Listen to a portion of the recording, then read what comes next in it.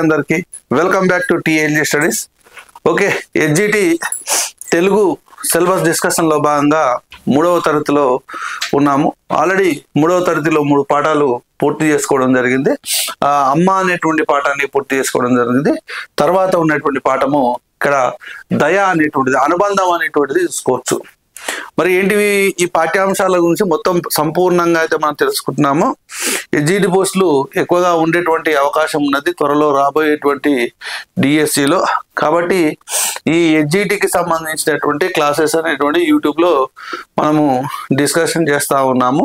దానిలో భాగంగా 3వ తరగతిలో 3 పాఠాలను అయితే పూర్తి చేసుకోవడము జరిగింది. ఎవరైతే ముందుగా ఈ ఛానల్ని చూస్తూ ఉన్నారో సబ్స్క్రైబ్ చేసుకోకపోతే మాత్రం సబ్స్క్రైబ్ చేసుకోండి. అదేవిధంగా లైక్ చేయండి. అదేవిధంగా మీకేమైనా సందేహాలు ఉంటే మాత్రము కమెంట్ అయితే చేయండి. ఓకే, మరి ఇక్కడ ఈ అమ్మ అనేటువంటి దాని తర్వాత పాఠ్యాంశం తర్వాత ఇక్కడ దయ అనేటువంటి ఒక కథ అనేది ఉన్నది. దయ విషయానికి వచ్చినట్లయితే ఈ కథ ఏంటంటే, పూర్వము కపిలవస్తు నగరాన్ని శుద్ధోదనుడు అనే రాజు పరిపాలించేటువంటి వాడు. శుద్ధోదనుడు, అతని యొక్క కొడుకు ఎవరు అనంటే గౌతముడు. అతనికి సిద్ధార్థుడు అనేటువంటి పేరు కూడా ఉన్నది. శుద్ధోదను యొక్క కొడుకే గౌతముడు, అతనికి సిద్ధార్థుడు అనేటువంటి పేరు కూడా ఉన్నది.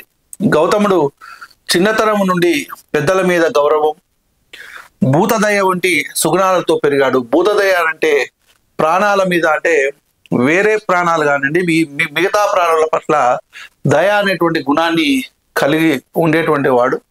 పెద్దలంటే కూడా అమితమైనటువంటి గౌరవం. శుద్ధోదను యొక్క కొడుకు గౌతముడు, ఇతనికి సిద్ధార్థుడు అనేటువంటి పేరు ఉన్నది.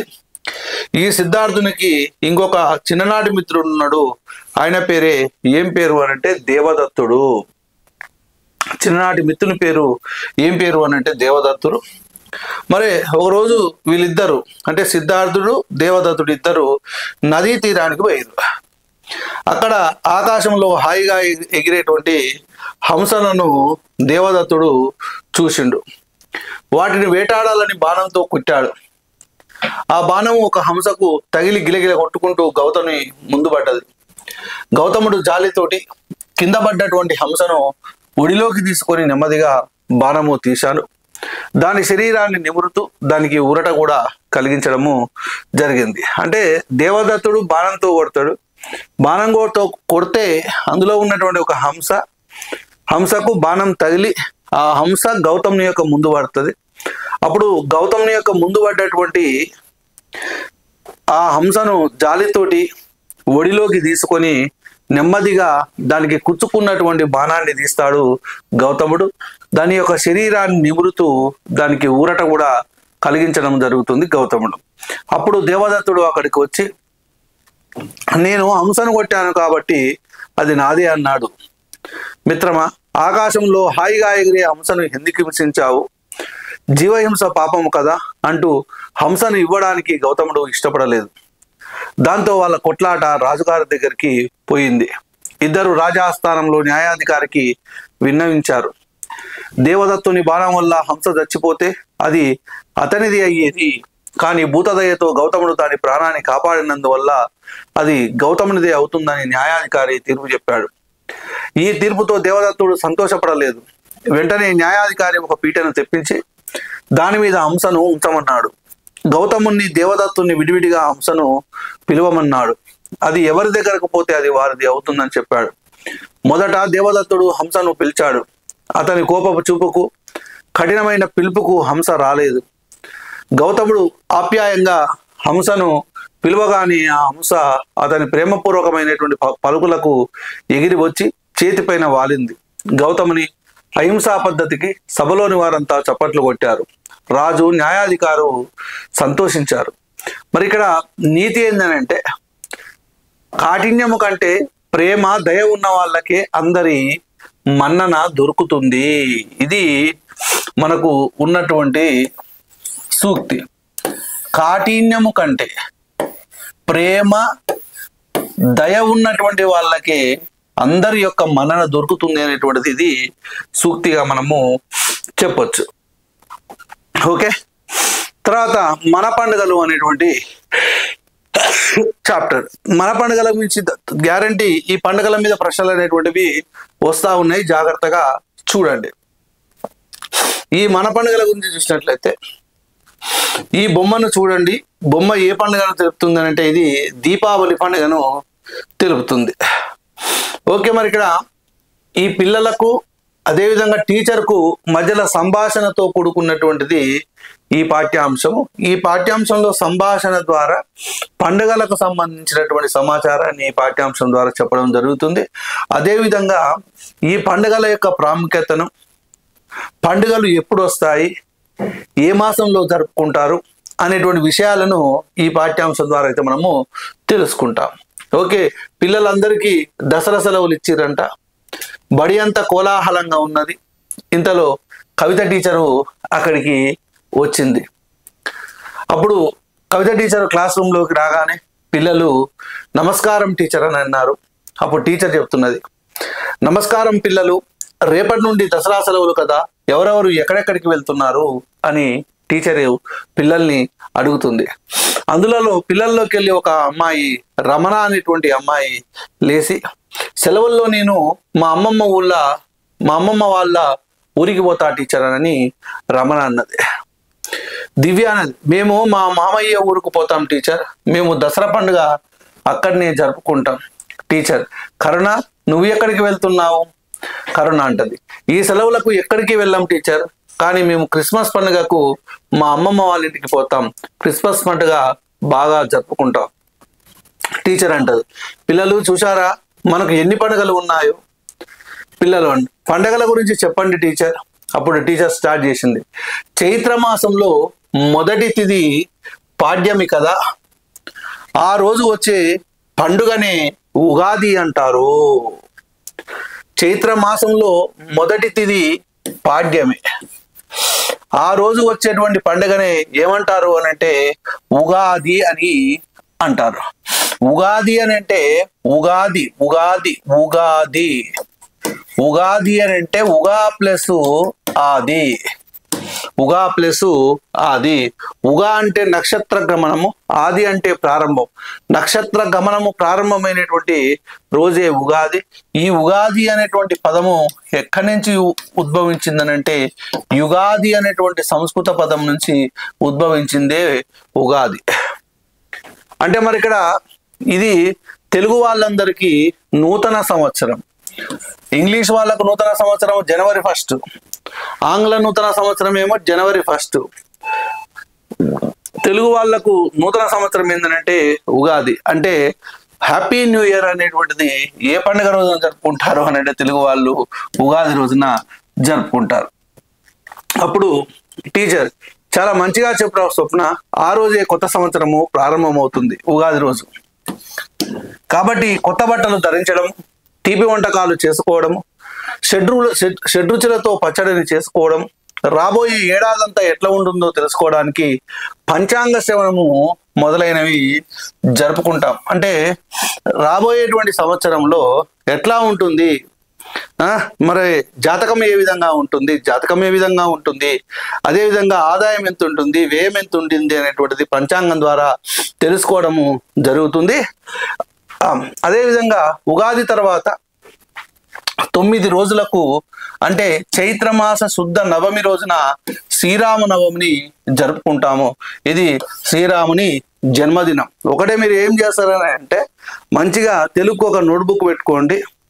నోట్బుక్ పెట్టుకొని నేను చెప్తున్నటువంటి అంశాలను ఎప్పుడు క్లాసు ఉంటే ఎప్పుడు క్లాసు అప్లోడ్ చేస్తే దాని ప్రకారం మీరు నీట్గా రాసుకోండి. ఒక్క బిట్ కూడా మిస్ కాదండి. ఇంకా ఎస్జిటిలో 12కు 12 మార్కులు వచ్చే విధంగా ఇక్కడనైతే నేను చెప్పడం అయితే జరుగుతుంది. ఓకేనా?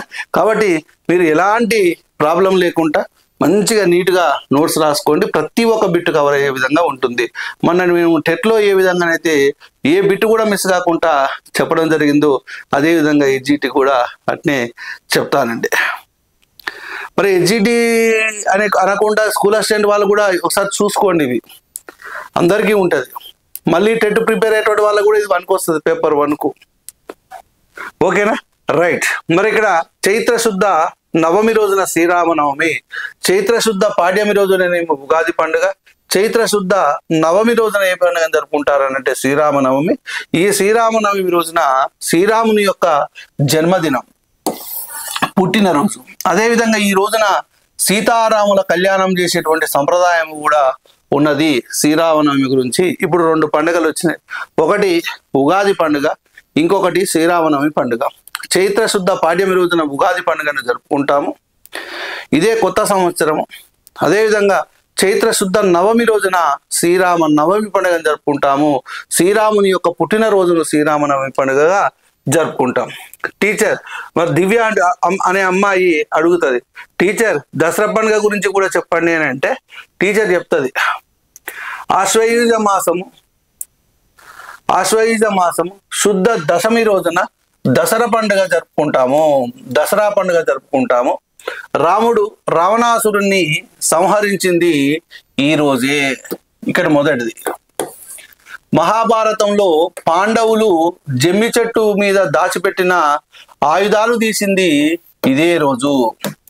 అందుకనే ఆయుధాలు తీసింది ఇదే రోజు కాబట్టి దీన్ని విజయదశమిగా పిలుస్తారు. అదేవిధంగా దసరా పండుగ రోజు పాలపిట్టను చూస్తారు. ఏ పక్షిని చూస్తారు అని అడగొచ్చు. ఏ చెట్టుకు పూజ చేస్తారు అని అంటే జమ్మి చెట్టుకు పూజ చేస్తాము. ఇక్కడ చూడండి పాయింట్స్, ఆశ్వయుజ మాసము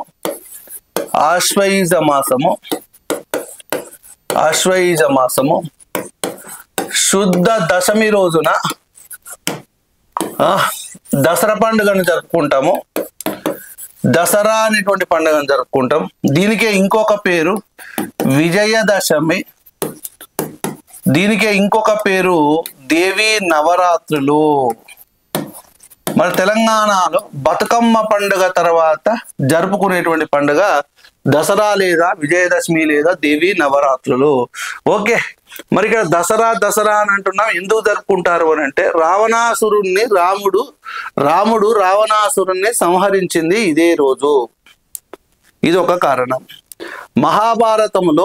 మహాభారతంలో పాండవులు అజ్ఞాతవాసం ముగించుకొని జమ్మి చెట్టు మీద ఉన్నటువంటి ఆయుధాలను తీసుకున్నది ఇదే రోజు. అజ్ఞాతవాసం విజయవంతంగా ముగిసింది కాబట్టి ఆ దశమి రోజున తీసుకున్నారు కాబట్టి దానికి విజయదశమి అనేటువంటి పేరు. దశకంఠుడైనటువంటి రావణాసురుణ్ణి సంహరించినటువంటి రోజు కాబట్టి దసరాగా మారింది. కాబట్టి దసరా అనేటువంటి పేరు విజయ్. అదేవిధంగా దేవి అంటే లక్ష్మి, పార్వతి, సరస్వతి, ఈ ముగ్గురిని వివిధ రూపాలలో పూజించడం జరుగుతుంది. అంటే 9 రోజులు పూజించడం జరుగుతుంది కాబట్టి దేవి నవరాత్రులు అనేటువంటి పేరుతోటి పిలవడము జరుగుతుంది. ఈ దసరా పండుగ రోజున ఏ పక్షిని చూస్తారు అని అంటే పాలపిట్టను చూస్తాము. అదేవిధంగా ఏ చెట్టుకు పూజ చేస్తాము అని అంటే జమ్మి చెట్టుకు పూజ చేస్తాము. రైట్. దివ్య, బతుకమ్మ పండుగను కూడా అప్పుడే జరుపుకుంటారు కదా టీచర్ అని దివ్య అడుగుతుంది మళ్ళీ. అవును, ఇదే సమయంలో బతుకమ్మ పండుగను కూడా ఎంతో సంబురంగా జరుపుకుంటాము. బతుకమ్మ పండుగను ఎన్ని రోజులు జరుపుకుంటారు? 9 రోజుల పాటు జరుపుకుంటారు. ఎప్పటి నుంచి ఎప్పటి వరకు జరుపుకుంటారు అని అంటే భాద్రపద బహుళ అమావాస్య నుండి ఆశ్వయుజ శుద్ధ అష్టమి వరకు 9 రోజుల పాటు ఈ బతుకమ్మ పండుగను జరుపుకోవడము జరుగుతుంది. 9 రోజులు. 1వ రోజు ఎంగిలి పువ్వు బతుకమ్మ, 2వ రోజు అటుకుల బతుకమ్మ, 3వ రోజు ముద్దపప్పు బతుకమ్మ, 4వ రోజు నానబియ్యం బతుకమ్మ, 5వ రోజు అట్ల బతుకమ్మ, 6వ రోజు అలిగిన బతుకమ్మ, 7వ రోజు యాపకాయల బతుకమ్మ, 8వ రోజు వెన్న ముద్దల బతుకమ్మ, 9వ రోజు సద్దుల బతుకమ్మ. 9వ రోజు ఏ బతుకమ్మ అని అంటే సద్దుల బతుకమ్మ.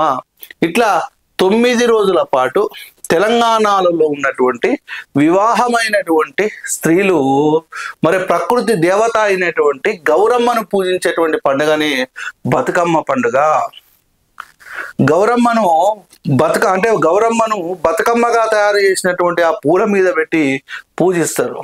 భర్త ఆరోగ్యంగా ఉండాలి, భర్త 10 కాలాల పాటు జీవించాలి, నేను ఎల్లప్పుడూ ముత్తైదువగానే ఉండాలి అనే ఉద్దేశంతో గౌరమ్మను పూజించేటువంటి పండుగనే ఏ పండుగ అనంటే బతుకమ్మ పండుగ.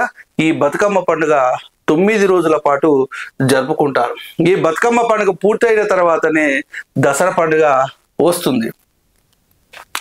మళ్ళీ ఈ దసరా అయిపోయిన తర్వాత 20 రోజులకు అంటే ఆశ్వయుజ బహుళ అమావాస్య రోజున దీపావళి పండుగను జరుపుకుంటారు.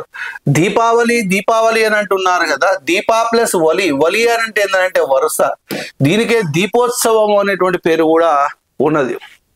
మరి ఎందుకు జరుపుకుంటారు ఈ దీపావళి పండుగను అని అంటే లోకాలను పట్టిపీడిస్తున్నటువంటి నరకాసురుణ్ణి, నరకుడు అనేటువంటి అసురుడు అంటే నరకుడు అనేటువంటి రాక్షసుని మరి వధించినటువంటి సందర్భంగా ఈ పండుగను జరుపుకుంటారు. పటాకులు కాలుస్తారు, లక్ష్మీ పూజ చేస్తారు. ఏ పండుగ సందర్భంగా లక్ష్మీ పూజ చేస్తారు అని అంటే దీపావళి పండుగ. ఏ పండుగ సందర్భంగా జమ్మి చెట్టును పూజిస్తారు అని అంటే దసరా. మరి బతుకమ్మ పండుగ సందర్భంలో ఎంపలి చెట్టుకు పూజలు చేస్తారు, ఎంపలి చెట్టు. అదేవిధంగా పాలపిట్టను సందర్శించుకుంటారు ఇది దసరా పండుగ రోజు. జమ్మి చెట్టు ఆకులకు ఏమని పేరు అని అంటే బంగారము అనేటువంటి పేరు ఉంది. జమ్మి చెట్టు ఆకులకు బంగారం అనేటువంటి పేరు ఉన్నది. అంటే ఇక్కడ ఏమేం పండుగలు వచ్చినాయి అని అంటే ఉగాది పండుగ వచ్చింది, శ్రీరామనవమి పండుగ వచ్చింది, దసరా పండుగ వచ్చింది, బతుకమ్మ పండుగ వచ్చింది, బతుకమ్మ పండుగ. అదేవిధంగా దీపావళి పండుగ కూడా రావడము జరిగింది. ఓకేనా రైట్. దీపావళి పండుగ రోజున ఏ దేవతకు పూజ చేస్తారు అని అంటే లక్ష్మీ దేవతకు పూజ చేయడం జరుగుతుంది.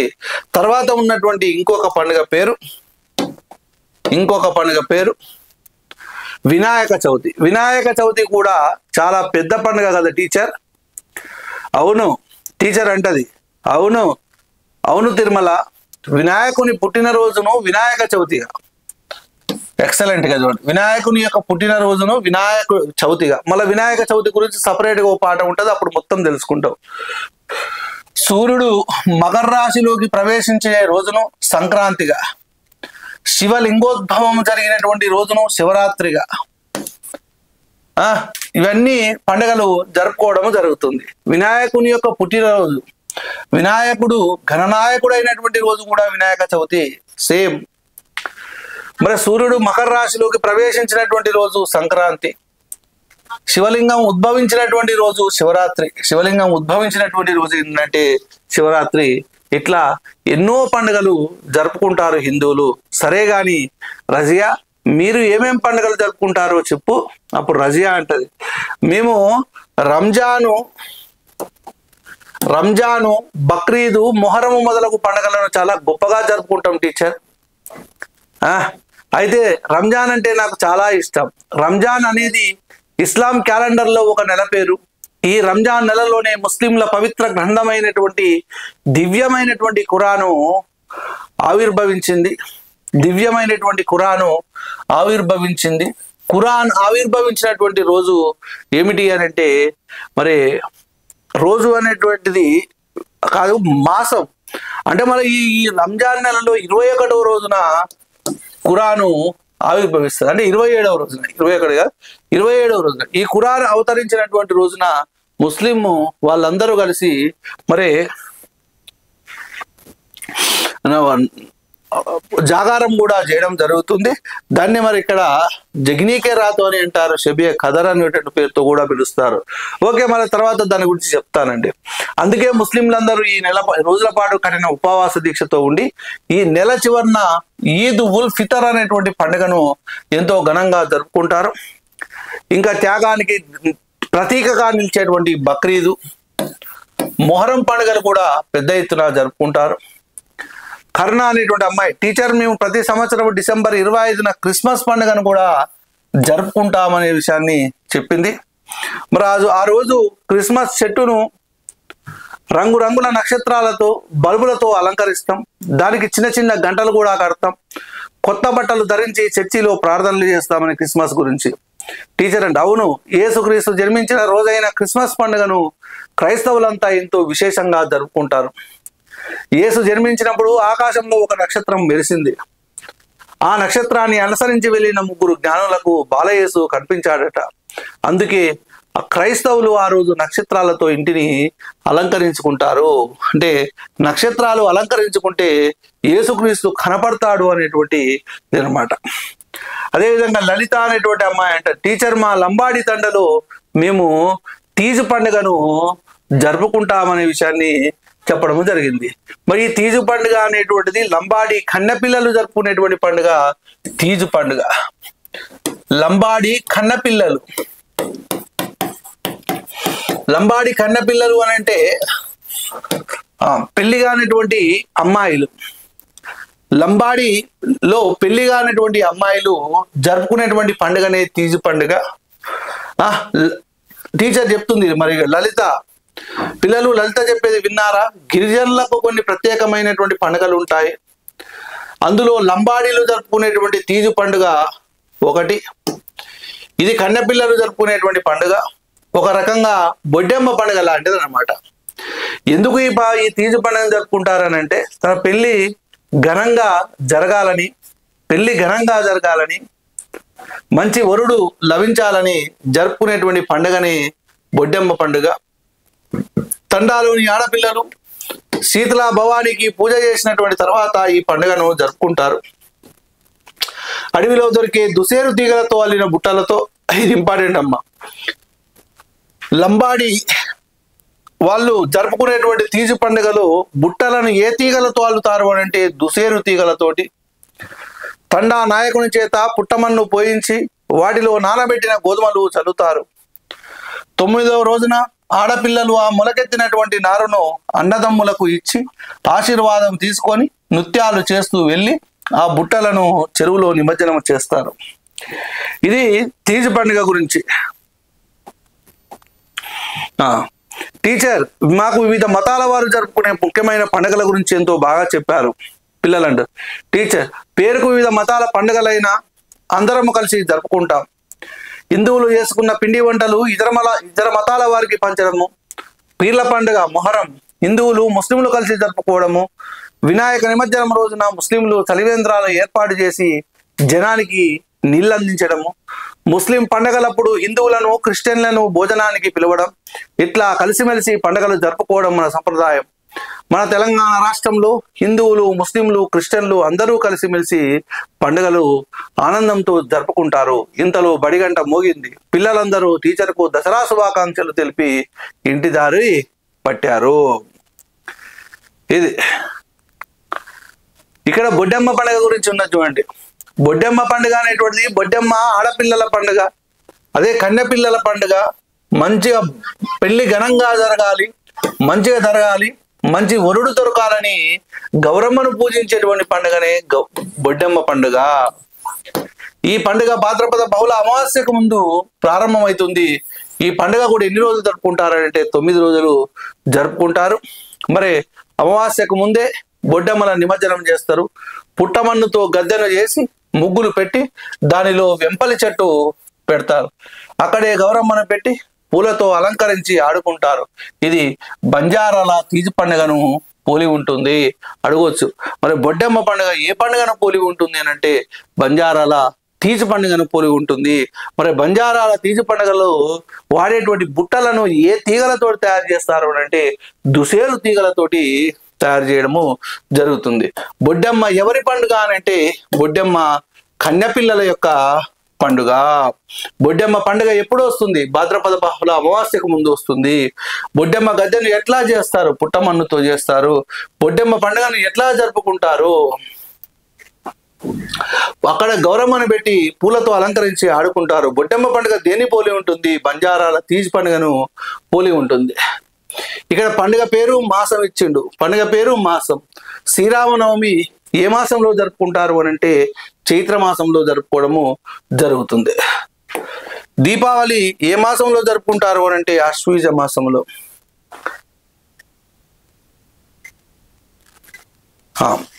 దసరా కూడా ఆశ్వీజ మాసంలోనే, ఆశ్వీజ శుద్ధ దశమి.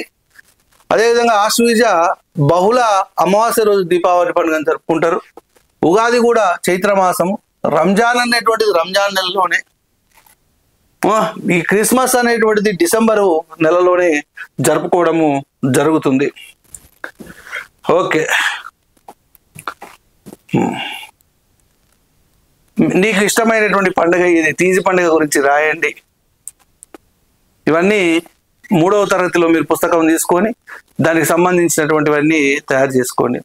ఈ యొక్క గేమ్ ఇచ్చిండు, గణపతి పండుగ చందమామ, గణపతి పండుగ చందమా. అరే ఇది గొప్పగా జరుపుతాం చందమామ, భాద్రపద మాసంలో చందమామ, ఈ రోజు చందమామ, మట్టి గణపతి చేసి చందమామ, అందంగా పెడతాము చందమామ. ఇట్లా గేమ్ అనమాట. ఇక్కడ మహాప్రాణాక్షరాలు ఏమేమి ఉన్నాయి ఇవి మీకు గుర్తించగలుగుతారు, మహాప్రాణాక్షరాల గురించి. ఓకే,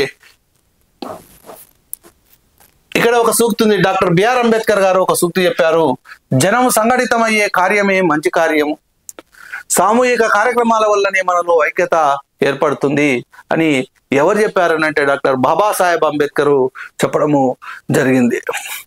జనం సంఘటితమయ్యేటువంటి కార్యమే మంచి కార్యము, సామూహిక కార్యక్రమాల వల్లనే మనలో ఐక్యత ఏర్పడుతుంది అని చెప్పింది డాక్టర్ బిఆర్ అంబేద్కర్. ఓకే, తర్వాత ఇంకొక పాఠ్యాంశం ఉన్నది, అది కాకుల లెక్క.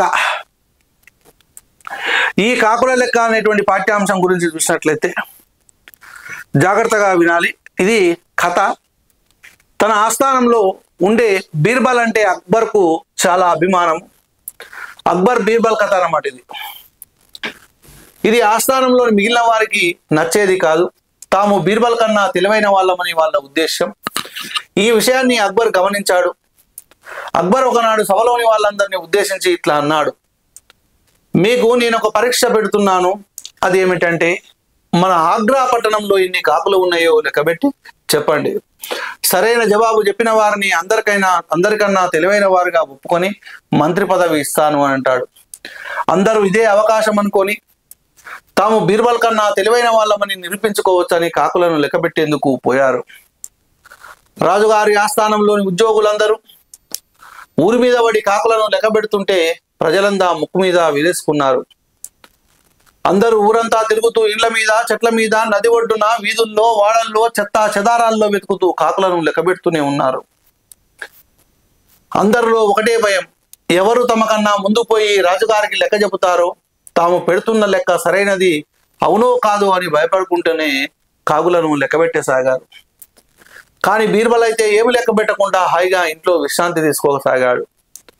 రాజు చెప్పిన రోజు రానే వచ్చింది. అందరూ రాజుగారి సభలో కూర్చున్నారు. ఆగ్రా పట్టణంలో ఎన్ని కాకులు ఉన్నాయో లెక్క పెట్టారా అని అక్బర్ అడిగాడు. ఇంకా లేదు ప్రభు, మాకు ఇంకొంత సమయం కావాలి అన్నారందరూ, బీర్బల్ తప్ప. బీర్బల్ నువ్వు చెప్పు అన్నాడు అక్బర్. ప్రభు, ఆగ్రా పట్టణంలో మొత్తము 6,803 కాకులున్నాయి. ఎన్ని కాకులు? 6,803 కాకులున్నాయి అన్నాడు బీర్బల్. వెంటనే ఒక అతను లేచి, ప్రభు, నేనెంతో కష్టపడి లెక్క పెడితే 8,000 కన్నా ఎక్కువనే కాకులున్నాయి. బీర్బల్ తప్పు చెబుతున్నాడు అన్నాడు. లేదు ప్రభు, నేను లెక్క పెడితే 5,000 కాకులు ఉన్నాయి, 5,000 కాకులే ఉన్నాయి అన్నాడు మరొకతను. ఏం బీర్బల్, వీళ్ళ లెక్కకు నీ లెక్కకు అంత తేడా ఉన్నది కదా, సమాధానం చెప్పు అన్నాడు అక్బర్ కోపంగా. అందరు బీర్బల్ పని అయిపోయిందని అనుకున్నారు. తమకు మంత్రి పదవి రాకపోయినా బీర్బల్ బండారం బయటపడి అతని పదవి ఊడుతుందని, బీర్బల్ పీడబోతుందని అందరూ సంబరపడ్డారు. అప్పుడు బీర్బల్ అంటాడు, ప్రభు, నేను చెప్పిన సంఖ్యనే సరైనది. మొదటి వ్యక్తి లెక్కబెట్టినప్పుడు కాకుల చుట్టాలు పక్క ఊరు నుండి మన ఊరికి వచ్చాయి, అందుకే అతనికి ఎక్కువ కాకులు కనిపించాయి. రెండో వ్యక్తి లెక్క పెట్టేటప్పుడు మన ఊరి కాకులు పక్క ఊళ్ళోని చుట్టాల ఇంటికి పోయాయి, అందుకే లెక్క తక్కువ వచ్చింది అన్నాడు.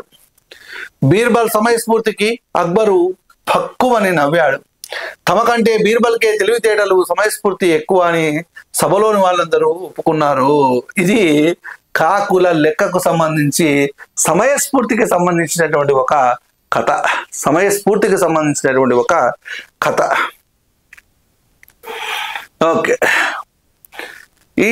ఇవన్నీ మీరు చూసుకోండి, పాఠ్యాంశం తర్వాత ఉన్నటువంటివి.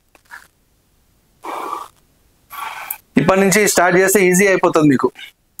ఇక్కడ ఒక సూక్తి ఉంది. సమయస్ఫూర్తి, వివేకము, చాకచక్యము, కార్యశూరత ఉన్నవారికి సర్వత్రా విజయము లభిస్తుంది. సమయస్ఫూర్తి, వివేకము, చాకచక్యము, కార్యశూరత ఉన్నవారికి సర్వత్రా విజయము లభిస్తుంది. తర్వాత ఉన్నటువంటి పాఠ్యాంశం పేరు లేగదూడ. లేగదూడ ఇది ఒక గేయం. లేగదూడ అంటే చిన్నపిల్ల. ఊసులాడే మూగా లేగదూడను పిలువ, ఉరికురికి వచ్చింది దరి చేరి నిలిచింది. ఊసులాడే మోగ లేగదూడను పిలువ, ఉరికురికి వచ్చింది దరి చేరి నిలిచింది. చిరునవ్వుతో నేను తల మీద దువ్వగానే నా చెయ్యి నాకింది చెవులు నిక్కించింది. చిరునవ్వుతో నేను తల మీద దువ్వగానే నా చెయ్యి నాకింది చెవులు నిక్కించింది. ముద్దులొలికే లేక మెడతో మెడ కల్పంగా మురసింది తోకెత్తి చెంగునెగిరింది. సరదాల సయ్యాట సరిగా పందెము ఆట, గారాలు పోయింది గంతేసి ఆడింది. మీసాల తాతయ్య కట్టె చప్పుడు విని తుర్రుమని ఆలేగ పరుగు తీసింది.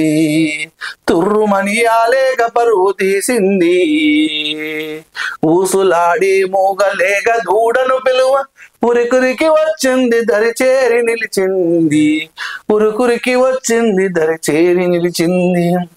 చిరునవ్వుతో నేను తల మీద దువ్వగానే నా చెయ్యి నాకింది చెవులు నిక్కించింది. ముద్దులొలికే లేక మెడతో మెడ కల్పంగా మురసింది తోకెత్తి చెంగునెగిరింది. సరదాల సయ్యాట సరిగా పందెము ఆట, గారాలు పోయింది గంతేసి ఆడింది. మీసాల తాతయ్య కట్టె చప్పుడు విని తుర్రుమని ఆలేగ పరుగు తీసింది.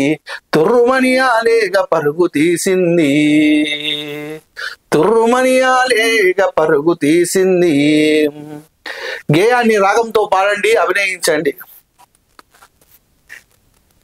లేగదూడకు సంబంధించినటువంటి చిన్న గేయం. దీంట్లో ఏమీ లేదు, ప్రశ్నలు కూడా రావడానికైతే అవకాశం అయితే ఏమీ లేదు. ఇక్కడ పదాలు ఏమైనా తప్పు ఉంటే దాన్ని సరి చేసుకోమని చెప్పడము జరిగింది. ఇక సూక్తి. సృష్టిలోని ప్రతి జీవిపై ప్రేమ, దయ, సానుభూతి కలిగి ఉండాలి. అవసరమైనప్పుడు వాటికి సహాయము చేయాలి అని ఇక్కడ చెప్తా ఉన్నారు సూక్తి. సృష్టిలోని ప్రతి జీవిపై ప్రేమ, దయ, సానుభూతి కలిగి ఉండాలి. అవసరమైనప్పుడు వాటికి సహాయము చేయాలి అని ఇక్కడ చెప్పడము జరిగిందండి. ఓకే, ఈరోజు మనకు పార్ట్ 2లో ఇన్ని పాఠాలండి. తర్వాత ఇంకా కొన్ని పాఠాలను చూద్దాం. ఇట్లా రోజు ఒక అర్ధ గంట లేదా 30 గంట క్లాస్ అయితే మీకైతే యూట్యూబ్లో అయితే పెట్టడము జరుగుతుంది. మీరు చేయాల్సిందల్లా ఏం లేదండి, సబ్స్క్రైబ్ చేయాలి, మరికొంతమందికి ఈ వీడియోను చేరేటట్లుగా చేయాలి. ఓకేనా? అందరికీ wish you all the best. Thank you.